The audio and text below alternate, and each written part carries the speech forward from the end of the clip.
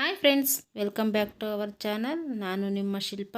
ಇವತ್ತಿನ ವಿಡಿಯೋದಲ್ಲಿ ಹಾಗಲಕಾಯಿ ಬಟಾಣಿ ಗೊಜ್ಜು ಮಾಡೋದನ್ನು ತೋರಿಸ್ತಾ ಇದ್ದೀನಿ. ಹಾಗಿದ್ರೆ ಬನ್ನಿ, ಬೇಕಾಗುವಂತಹ ಇಂಗ್ರೀಡಿಯೆಂಟ್ಸ್ ಏನಂತ ನೋಡ್ಕೊಂಬರೋಣ.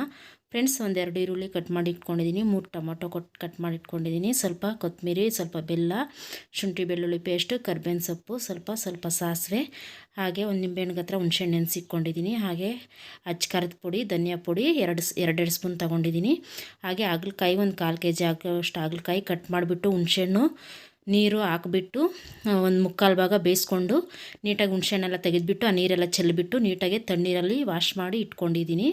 ಇದು ಬೇಯಿಸ್ಕೊಂಡಿರೋಂಥ ಹಾಗಲಕಾಯಿ ಹುಣಸೆಹಣ್ಣು ಹಾಕಿ ಬೇಯಿಸ್ಕೊಂಡಿದ್ದೀನಿ. ಹಾಗೆ ನೆನೆಸಿಕ್ಕಿರೋ ಬಟಾಣಿ 1 ಕಪ್ ಆಗೋಷ್ಟು ತೊಗೊಂಡಿದ್ದೀನಿ, ನೆನೆಸಿದ್ದೀನಿ ಇದು. ಹಾಗೆ ಈಗ ಮಾಡೋದು ಹೇಗೆ ಅಂತ ನೋಡ್ಕೊಂಬರೋಣ ಬನ್ನಿ. ಹಾಗೆ ಸ್ವಲ್ಪ ಎಣ್ಣೆ ತೊಗೊಂಡಿದ್ದೀನಿ, ರುಚಿಗೆ ತಕ್ಕಷ್ಟು ಉಪ್ಪನ್ನು ತೊಗೊಂಡಿದ್ದೀನಿ. ಸ್ಟವ್ ಮೇಲೆ ಒಂದು ಬಾಣಲಿ ಇಟ್ಕೊಂಡು ಬಾಣಲಿ ಬಿಸಿಯಾದ ನಂತರ ಸಾಸಿವೆ ಹಾಕಿದ್ದೀನಿ. ಸಾಸಿವೆ ಸಿಡಿದ ನಂತರ ಇದಕ್ಕೆ ನಾವು ತಗೊಂಡಿರುವಂತಹ ಆಯಿಲ್ ಹಾಕ್ತಾಯಿದ್ದೀನಿ. ಈಗ ಆಯಿಲು ಬಿಸಿಯಾಗಿರೋ ಆಯಿಲ್ಗೆ ನಾವು ತಗೊಂಡಿರುವಂಥ ಈರುಳ್ಳಿ ಸೇರಿಸ್ತಾ ಇದ್ದೀನಿ.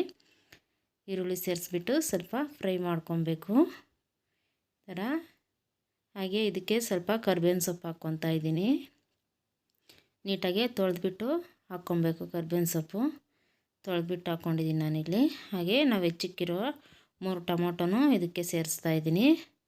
ಸೇರಿಸ್ಬಿಟ್ಟು ಮೆತ್ತಗಾಗೋವರೆಗೂ ಫ್ರೈ ಮಾಡ್ಕೊಬೇಕು ಟೊಮೊಟೊನ.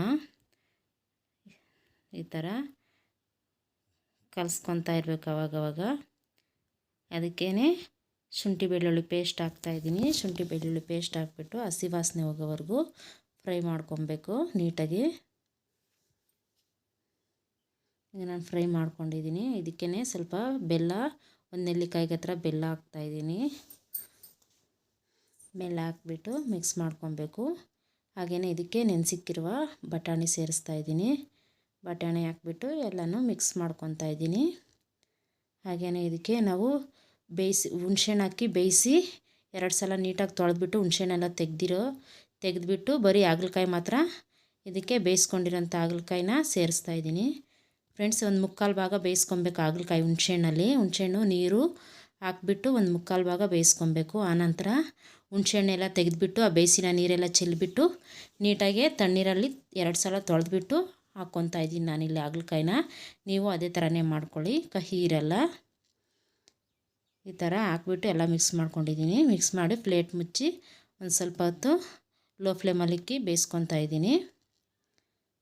ಥರ ಬೇಯಿಸಿದ್ದೀನಿ ನಾನು. ಹಾಗೆ ಇದಕ್ಕೆ ನಾವು ತಗೊಂಡಿರುವಂತಹ ಹುಣಸೆಹಣ್ಣದ ರಸ ತಗೊಂಡ್ಬಿಟ್ಟು ಹುಣಸೆಹಣ್ಣು ರಸ ಇದಕ್ಕೆ ಹಾಕ್ಕೊತಾ ಇದ್ದೀನಿ.